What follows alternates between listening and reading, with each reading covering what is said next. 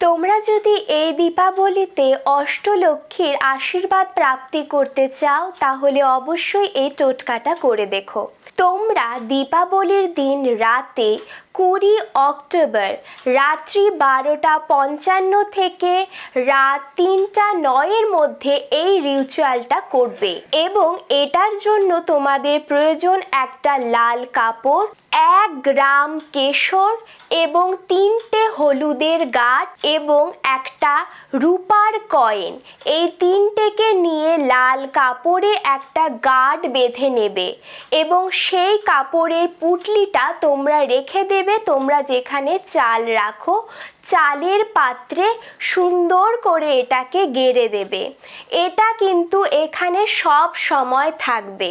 এই উপায়ের পর থেকে তোমাদের চালের পাত্র কখনো খালি হবে না এবং মা লক্ষ্মীর কৃপা সব সময় তোমাদের ওপর থাকবে।